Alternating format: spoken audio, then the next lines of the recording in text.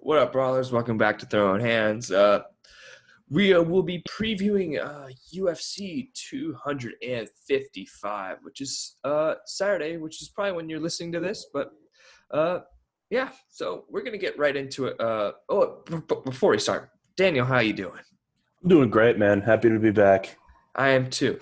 All right, so we're gonna start with the featured preliminary bout: Brandon Moreno versus Brandon Royval.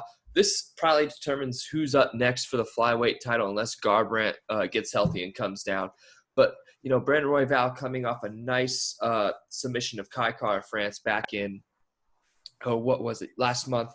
And, Brandon Moreno, he's looking good. He's, we might interview him sometime in the near future because, we work with Iridium, but, he's coming off a win against Jussier Formiga.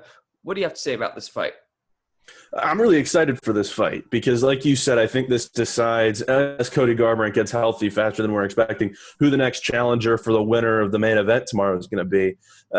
Brandon Moreno is at a point to where he's won 3 of his last 4 fights, and the 4th one was a split draw. And these are 2 guys that are both relatively new to the UFC, so it's kind of exciting. Moreno is already up there as the number 2 contender in this division. And, yeah, it's a pretty thin division, but he's there after just 3 fights. That means the UFC obviously sees something in him.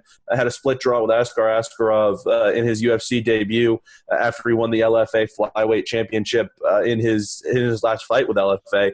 Well, actually, I'm completely off base looking at his record. He's been in the UFC for a while now. I was the LFA fight back in 2019 caught me off guard, but he actually stepped away from the UFC for 1 fight, won the LFA flyweight championship, which is crazy to me. But he got 2 performance of the night bonuses going back to 2016.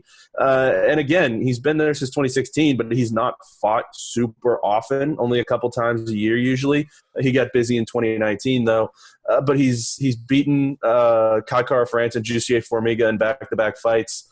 So he's a really entertaining guy, and these are 2 guys that really can get it done on the ground, but they can handle themselves on their feet as well. But this fight, I think, is going to be decided when it goes to the mat. Brandon Royval really is somebody that's come flying in out of nowhere. He's only had 2 UFC fights, and he's already the number 6 guy in the division. I'm really excited to see these 2 guys square off. It's going to be a great fight, particularly when it goes to the mat. And I think this is a solid fight that could help decide some things really in the future of the flyweight division because you've got a couple young guys here, Royval at 28 and Moreno at 26, that, yes, Davison Figueiredo is the champion, and I think he could be the champion for a long time. But if you're looking at the future of contendership in this division, it goes straight through Royval and Moreno. Yeah, I mean, I can't disagree with anything you said there, so I'm not even going to add anything. All right, let's head over to the keys for the match. I think that they're both pretty similar, so I think Top Control. I don't think this will go to I think this will go to a decision. So I think Top Control is going to be pivotal in this fight. And if these guys have to work, so it's going to be a close fight. I can't really point out any keys. What do you have to say? I can't either. These are 2 very well-matched guys when it comes to the fighting on the ground. Both of them are going to be looking for finishes there, but I think I agree with you. This is a fight that's going to go out over 3 rounds, and I think whoever is able to maintain top control is going to take the fight because that's who's going to be who controls the pace of the fight. So I would agree with you there. That's the key to this fight is maintaining control on the ground. Because neither of these guys have been put in a position to really have to work off their back very much when we've seen them in the UFC. I'm not sure how either one responds in that situation. So it's interesting because both of them are going to have to focus on keeping control of the fight when it is on the ground. Definitely. All right, to predictions. I'm going to take Moreno by the decision. I think Royval, I think he'll get to that title shot and within the next year or so, but now's not the time. What do you have to say? Yeah, I'm taking Moreno as well in a decision. I think, like you said, Royval's not quite there yet. All righty. To the first bout of the main card, Mauricio Shogun Hua versus Paul Craig. Paul Craig coming up a nice triangle submission. I mean, I think I'm right about that, if I'm not mistaken. Great grappler. Yep. And then, Hua, this guy doesn't need an introduction. He's one of the best to ever do it. So what are your thoughts on this matchup? This is a rematch from a draw that we had back in November of 2019, 2 fights ago for both of these guys. They had a split draw back in 2019. in November. So it's been about a year. And then they've both picked up wins since then with Shogun getting a win over Lil Nog back in July, and then Paul Craig, as you said, a few days later, actually getting that triangle win over Antigulov. So this is going to be a really interesting fight, and it's going to be a really interesting mix of styles because, as we know, Shogun's one of the biggest knockout artists we've ever seen in the UFC, whereas Paul Craig's an outstanding submission fighter, where 12 of his 13 wins have come on the ground. He's never had a fight go the distance except his fight against Hua. So it's very interesting to watch. This is going to be a very exciting fight, I think, because these are two guys that have figured each other out. These are two guys that have fought each other once before already. And I think this fight's going to end in a finish. It's either going to be Hua with a knockout or Craig with a submission. I'm not sure exactly which way that's going to go. I obviously have some idea, I think, but this is going to be a really interesting fight. It's a really interesting mix of styles, and it was a great fight the first time they went out there. Yeah, I can't disagree with anything you said there. So I think when we head over the keys, which we're going to do right now, I think for Hua, his best interest is going to be keeping this on the feet. Now, he can't handle himself on the ground. He's not a bad grappler by any stretch of the imagination, but only 4% of his wins have come from submission. So it's obviously in his best interest to keep it on the feet. When we talk about Paul Craig, I think it's good to the ground and just work. What do you have to say?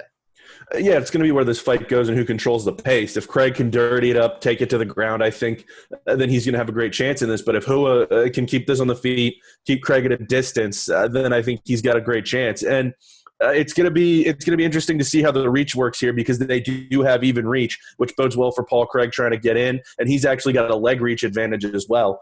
So it's not like Hua's going to have the big reach advantage to try to keep him away when they are on the feet. So Craig's going to have a good chance to take Hua to the ground. It's just going to be a matter if he can do it successfully, and if Hua, once it does get there, can scramble and find himself back on his feet. Yeah. All right. So to predictions, I'm taking Shogun by knockout. What about you? I'm going to agree with you. 2 for 2. We're right on the same page. Right on the same page. Can't complain there. All right. To an interesting bout. This holds implications for Calvillo more than it does Chikagian, in my opinion. So we got Cynthia Calvillo, a very nice grappler who's been getting better on the feet over time, and then we have Caitlyn Chikagian, who has a karate slash. She has a little bit. When she gets you on the ground, she's just trying to keep you there. She has more of a wrestling style when it comes to her grappling. But Calvillo, she came up from the flyweight division and put on a clinic against Jessica Ai. What do you have to say about this matchup? I'm a big fan of Cynthia Calvillo, and I think it's because I've been able to see in her last few fights, honestly, going back to last February when she fought Courtney Casey on the Ngannou versus Velasquez card, that she has developed so much as a striker that she's been able to, in her last 3 fights, win 2 out of 3 by decision, with the third one being a majority draw. That was fought at a catchweight because she missed weight. So there was some mitigating circumstances with that fight as well. But she's developed as a fighter so much, really in the last year or 2 years even. So I think she was already very talented. She was already an accomplished grappler when she got to the UFC back in 2017. She took a loss against Carla Esparza in 2017 that I think turned some things around for her. And I think as a striker, she's developed so much. I'm one of her biggest fans. I really love what she brings to the octagon. And then for Caitlyn Chikagian, there's not much to say about her. She's somewhat the class of this division when it comes to contenders. She's coming off a loss to Andrade, who Cynthia Calvillo just recently beat. She beat Jessica Ai. But this is going to be an interesting fight because Chikagian is trying to bounce back, maintain dominance at the top of that division after losing 2 of her last 3 fights, whereas Calvillo is really on the rise right now. Chikagian's established, but in this flyweight division, Calvillo is still trying to figure things out after coming back in that last fight. I think this is going to be really entertaining. I think this is going to be sort of a clash of not necessarily eras, but a clash of really who's coming up right now, because Chikagian is the established fighter and Cynthia Calvillo is the one trying to crash the party. Yeah, you put it beautifully. I don't like you said, Calvillo's just trying to crash the party like Andrade did when she beat Chikagian a few weeks ago. But let's talk about keys here. I think Chikagian has a clear advantage in every reach department. Her best interest is just keep her at bay with some leg kick. Calvillo at bay with some leg kicks. Pick her shots. Excuse me. So I think those are my keys for Chikagian. And for Calvillo, obviously get in the pocket, dirty it up, and just get it to the ground and work. What do you have to say? Yeah, I agree with you there. I think it's going to be a very interesting fight when it comes to how things are handled on the feet because Chikagian is so much bigger. She's got a 5-inch height advantage, a 4-inch reach advantage, and a 5-inch leg reach advantage. So if this stays as a straight-up kickboxing fight, which I think Caitlyn Chikagian would really like it to, then she's got a great chance. But Calvillo, like you said, if she can dirty it up, if she can take it to the ground, if she can just make this a fight that is not necessarily one that is part of Caitlyn Chikagian's MO when she does try to knock people off, usually by decision and usually with a lot of strikes, then I think Calvillo's got a great chance. This is going to be a really interesting fight. It will be. All right, to predictions. Caitlyn Chikagian hasn't shown me much in order to convince me that she can beat Calvillo based on her past 3 fights. So I'm going to take Calvillo in this one by decision. Give me Cynthia Calvillo by sub. Like I said, I'm a huge fan of hers. I think she's a major up-and-comer in this division. I think this is the one that really puts her on the map. All righty. So to the next bout, we got Platinum Mike Perry versus Tim Means. This is a welterweight bout, but according to Mike Perry's Twitter, he's probably playing head games, knowing who he is.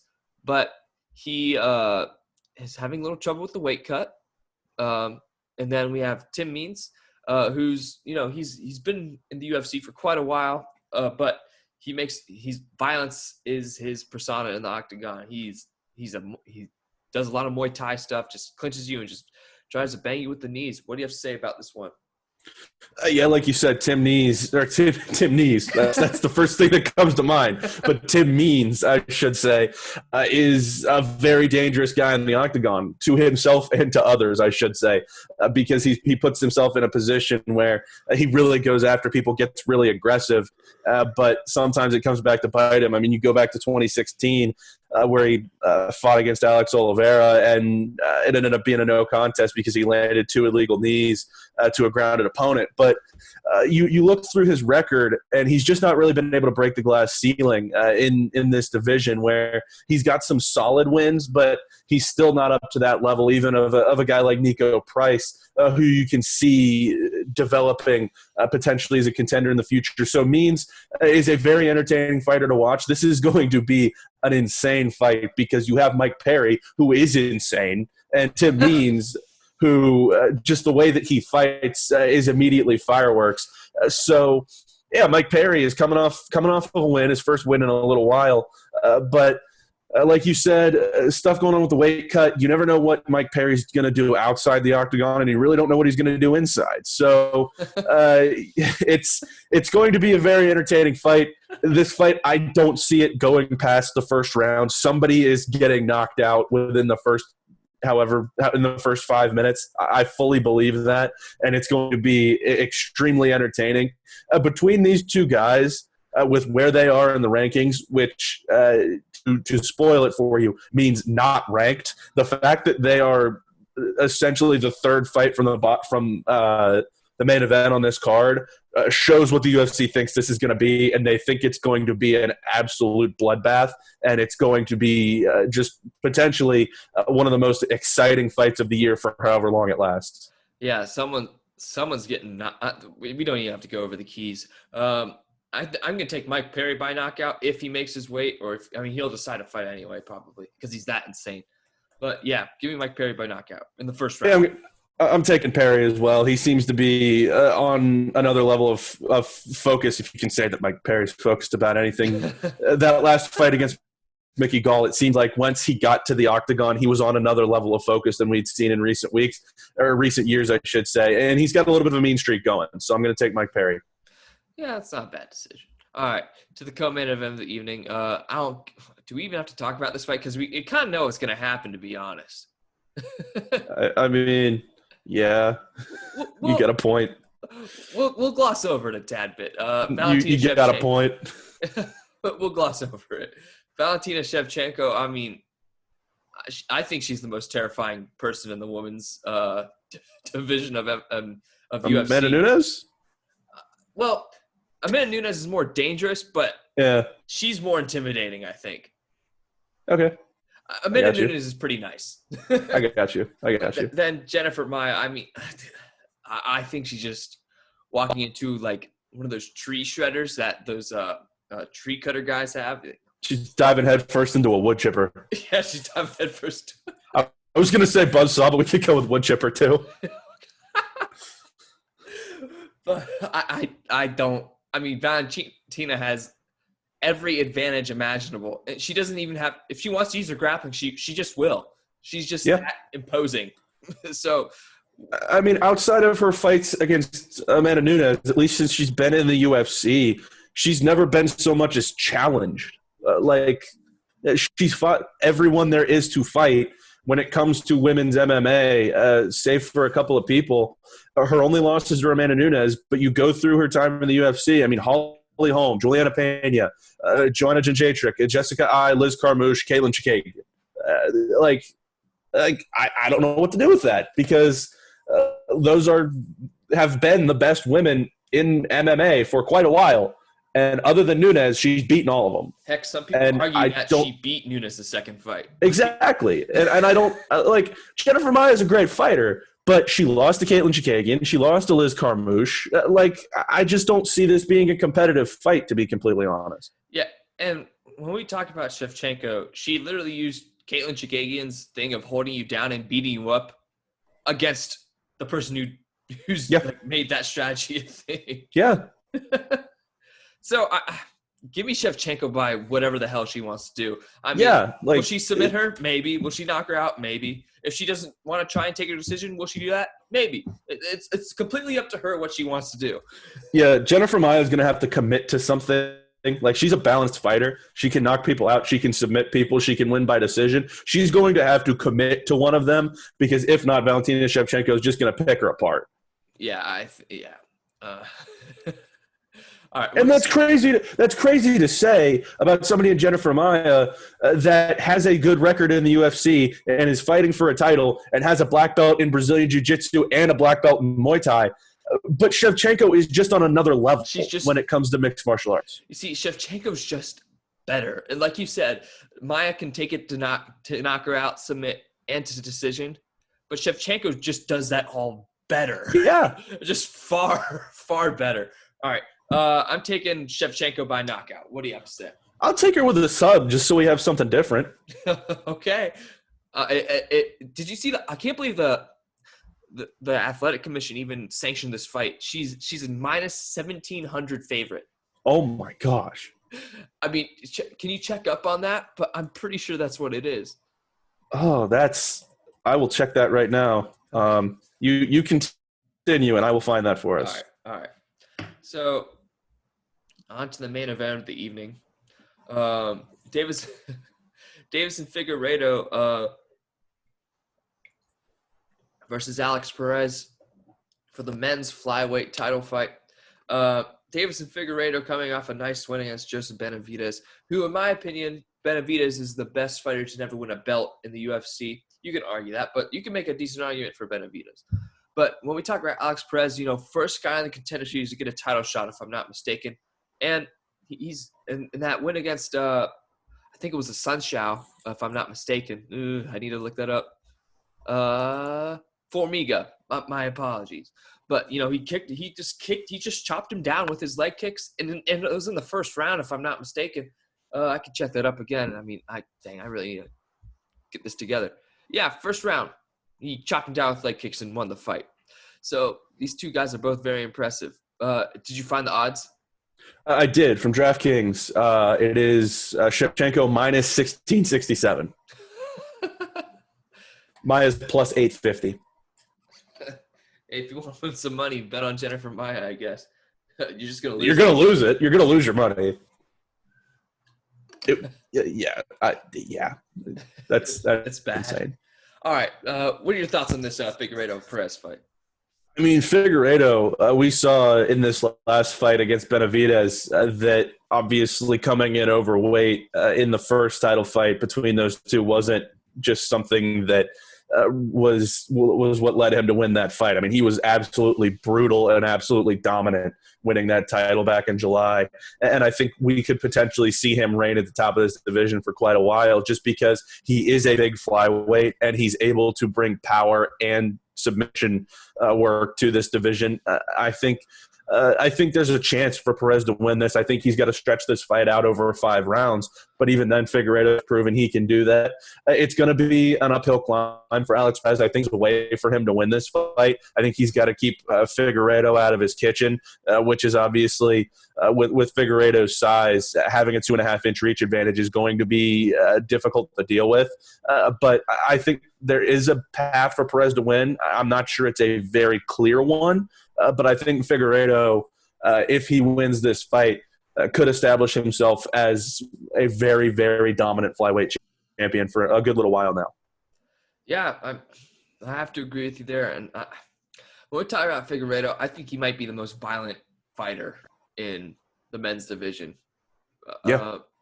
I mean, what'd you say? I said yes. Yeah, I mean, he's fun to watch. I mean, he can choose what he wants to do with you. He knocked out what's his face, Benavidez the first time, and then I'm gonna sub him the next time. Like he's that good. I think the fly. So let's get to keys here. I think Alex Perez just has to keep him at bay with leg kicks like he did against Jussier Formiga. I mean, David Figueiredo is not Formiga, but I think that's what Perez is gonna have to do. Just pick his shots. Figueiredo lost to Formiga. Oh yeah, that's right. I mean, there's a way. Yeah, there's a way. There is a way. But I think that way is very slim, and I'm going to take Figueiredo by knockout. What do you have to say? Yeah, I'm taking Figueiredo in this one as well by KO. Like I said, there's a path for Perez, and it is to keep sticking and moving. Don't let Figueiredo get in tight. Like you said, chop him down with some leg kicks. But I think Figueiredo's too much. He's kind of, I guess you could say, the irresistible force in this division, and I think he's going to be there for quite a while, and he's going to win this one in dominant fashion. Definitely. All right, to some news. A couple days ago, Cowboy Cerrone announced that he's moving back down to lightweight to have one last hurrah. I don't know how that will fare. I don't think that'll fare well for him. He hasn't been exactly fighting great. Yeah, I mean, Cowboy's on the roster essentially just as a respect thing because, I mean, they're never going to cut him from the roster. He's just going to be able to fight until he can't fight anymore or he doesn't want to fight anymore. So if he thinks that's what is going to be good for him, more power to him. But I'm just not sure. He's got it anymore. Yeah, I don't think so either. Someone was just released. What do you have anything? Paul Felder, new multi-fight deal with the UFC was announced today. So he's not retiring. He's coming right back. Obviously fought against Rafael dos Anjos on 5 days' notice. And it's very interesting because I think Paul Felder still has a lot left in the tank, as we saw on Saturday. And obviously he does too because he's coming back on a multi-fight deal. Definitely. So McGregor-Poirier is official. I can't wait. Yeah. Yes, sir. Khamzat Chimaev and Leon Edwards is official. I can't wait. we're like you said before the podcast, we're getting absolutely spoiled here. Yeah. We have after this Blaze versus Lewis, then Hermanson versus Holland, then Chimaev versus never mind. Then 256. That'll be Cyril Gain and JDS are confirmed for that, by the way. Oh, and big then Cyril Gain guy. For the 19th, it's Khamzat versus Leon Edwards. I can't wait. There you go. And then Holloway versus Cater. Well, I mean, I got really excited when I saw that. Yeah. Yep. All right, you got anything else? Well, couple quick notes. A fight that we were both looking forward to. You texted me last night about this. That Raoni Barcelos is not being allowed to compete against Merab Dvalishvili on that December 5th card because the Nevada State Athletic Commission wouldn't medically clear him because he just fought in a 3-round fight this month, and they won't let him. They won't let him fight less than a month later. So. Dvalishvili looking for another opponent on December 5th. We don't have any word on what that's going to or who that's going to be. but I would expect them to try to run him back out there as he's a pretty solid prospect that's had a lot of success in 2020. And then another interesting one, something that I think will be very entertaining when it does come around, color commentator for the Mike Tyson-Roy Jones Jr. fight will be Israel Adesanya on the commentary desk alongside Sugar Ray Leonard and Al Bernstein for that one. So that should be a very entertaining commentary team. That should be interesting. What's his face? Adesanya is quarantined for like every other week for 2 weeks, it seems like, these past few weeks. Like, ugh, why would you want to do that? I don't know. You tell me. I mean, you and I have gone through the quarantine. It's That's not right. Fun. It's not fun. No, for sure. I'm trying to find Mike Perry has not weighed in yet. So, I think he's going to bomb it, honestly. Probably. I mean, it's Mike just Perry. Bad. All right. Yeah. Well, I don't have anything else if you want to add anything. No, I'm good. Let's go. All righty. Well, that'll do it for this episode. Daniel, that was a good one. Thanks for coming back on. Yes, sir. And we will see you guys next time.